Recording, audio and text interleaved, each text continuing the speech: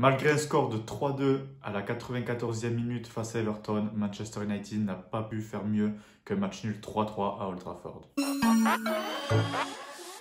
Salut la MIF, j'espère que vous allez bien malgré ce mauvais match nul à domicile face à Everton, alors que voilà, Manchester menait 3-2 à la 94e minute et pourtant on a fait un nul 3-3 avec un but à la dernière minute, même à la dernière seconde de Calvert-Lewin. Donc un résultat très décevant pour Manchester et on va un peu y revenir dessus. Donc voilà, face à ce match, on jouait Everton, donc une équipe qui fait partie des gros cette saison. Une équipe qui fait une belle saison et qui est vraiment une des équipes en forme de cette année. Donc c'était un gros test et pour ce match, Solskjaer a décidé d'aligner ce 11. Donc voilà, un 11 plutôt basique, on va dire un 11 pratiquement type avec la défense titulaire de Solskjaer. Au milieu, il avait décidé d'aligner le duo Pogba-McTominay. Moi, personnellement, ça m'allait parce que de toute façon, je pense que ces trois milieux, Fred, McTominay et Pogba, sont vraiment des valeurs sûres aujourd'hui de notre saison à Manchester United. Pour moi, qu'on mette McTominay, Fred, Fred, Pogba ou Pogba, McTominay, je pense que les trois sont sur une belle saison. Je pense que les trois peuvent jouer ensemble. Finalement, sur plusieurs matchs, on a eu plusieurs associations et tant qu'il y a ces trois joueurs-là, moi ça me va. Et après devant, on a eu la même attaque qu'au dernier match, donc à savoir Greenwood à droite, Rashford à gauche, Bruno en 10 et Cavani en pointe. Donc comme je l'ai dit, je pense qu'on est tous déçus et même énervés de ce match nul 3-3. Voilà, Manchester menait 2-0 à la mi-temps. Ensuite, en seconde mi-temps, on s'est fait rattraper et Everton est revenu à 2-2. À partir de là, on a réussi à pousser et aller chercher les résultats en mettant ce but qui aurait dû donner la victoire à Manchester, ce but du 3-2 marqué par McTominay. Et malheureusement, à la dernière seconde, on a cassé 3-3 avec une erreur défensive, déjà une erreur au moment de faire la faute, une faute idiote à la dernière seconde. Et ensuite, ce mauvais alignement de Maguire qui permet à Calvert-Lewin de marquer le but du 3-3. Honnêtement, moi j'étais très énervé après le match, très déçu. J'ai eu du mal à le digérer. Maintenant, aujourd'hui, c'est le lendemain et finalement, je trouve que ce match il est plutôt révélateur de notre saison. Finalement, c'est un bon baromètre de l'équipe d'United, de notre équipe, parce que ce match résume plutôt bien nos points forts et tous les progrès qu'on a fait, je trouve, depuis que Ole est là et depuis un certain temps. Et dans un autre temps, il montre aussi toutes les lacunes qui persistent à Manchester et aussi toute la marche qu'on doit accomplir avant de pouvoir réellement jouer le titre et être un vrai prétendant. Ce match se résume bien puisque voilà, on a eu une première mi-temps où on a mené 2-0, on a eu une très belle équipe de Manchester. Pour moi, c'était un des meilleurs matchs de Manchester, en tout cas une de nos meilleures mi-temps. Je l'ai dit déjà, c'était une très belle équipe en face, une équipe d'Everton qui était une équipe forte. Et pourtant, on a réussi à mener 1-0. On n'a jamais été réellement mis en danger. On a vu une belle équipe avec un bon pressing, une équipe impliquée.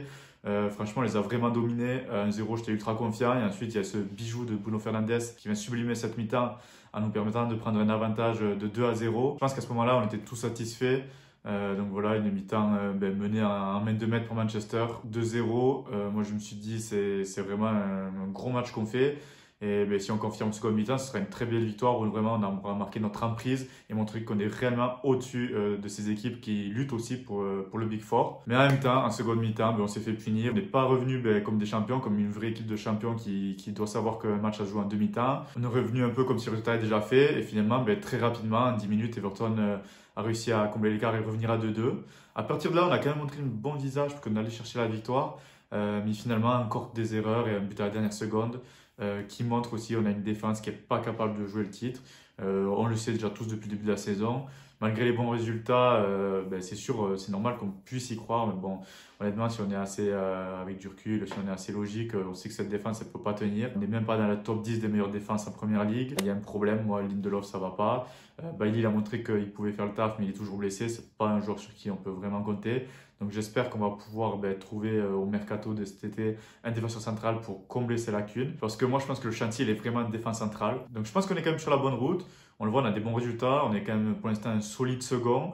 On a montré que face à une belle équipe d'Everton qui joue aussi le Big Four, on peut être vraiment au-dessus d'eux et vraiment meilleur que ces équipes. Donc sur ce point-là, ça montre tous les progrès qu'on a fait. Mais en même temps, on a toujours cette lacune défensive qui fait que contre chaque équipe, que ce soit face à Everton, que ce soit face à des équipes au-dessus ou même des équipes plus faibles comme face à Sheffield, on peut perdre des points. En plus de ça, c'est vrai qu'aussi l'effectif n'est pas habitué à jouer ce genre de saison, c'est-à-dire à essayer d'aller jouer le titre. Ça fait longtemps qu'on n'a pas été considéré comme dans la course au titre. Je pense qu'aucun des joueurs n'a connu cette situation-là à Manchester, si ce n'est Derrea. Ensuite, on a Cavani qui connaît ça. Pogba, il a connu un peu à la Juventus, mais après, si on regarde même au niveau des recrues, ils sont pas habitués à jouer ça.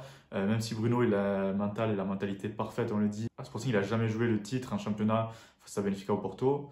Parce que je crois que la dernière fois que Sporting jouait le titre, c'était avec Jesus et il n'y avait pas Bruno.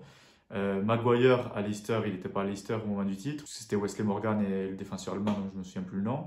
Donc finalement, c'est assez nouveau. Je pense que l'équipe va beaucoup apprendre. J'espère qu'elle va apprendre. Et voilà, donc il ne faut pas avoir que du négatif. On a quand même beaucoup de positifs. Et comme je l'ai dit, ben, on sait les axes qui sont améliorés.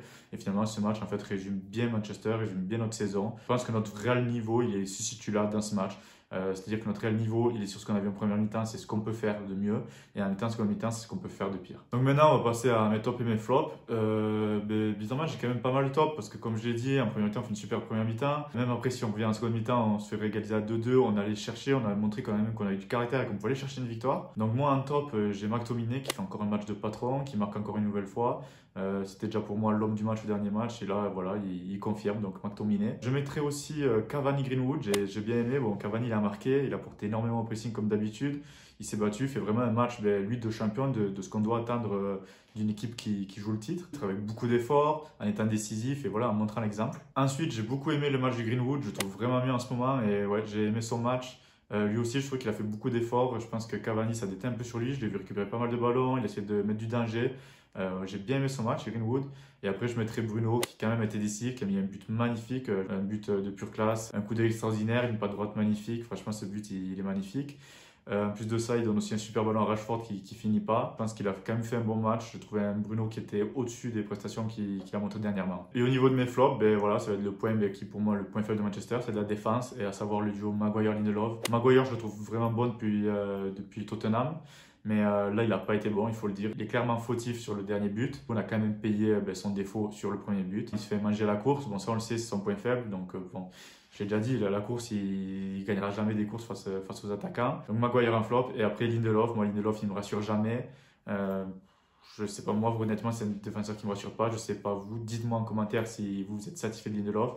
Mais pour moi, voilà, comme je l'ai dit, la priorité, c'est un défenseur central au mercato qui doit venir combler les lacunes de Maguire. Pour moi, Maguire, il fait le taf. Maintenant, il faut lui trouver son compère. Je l'avais déjà dit aussi. Et Lindelof, c'est pas suffisant. Il est pas lent, il est pas très rapide non plus. Au duel, il est pas vraiment fort. De la tête, il est pas vraiment bon. Finalement, où il va être le meilleur, ça va être un peu l'anticipation et le jeu balle au pied. Mais en fait, finalement, Maguire, ça l'apporte déjà. Et je trouve qu'il apporte d'une manière plus efficace que Lindelof. Donc finalement, les deux finalement sont pas complémentaires.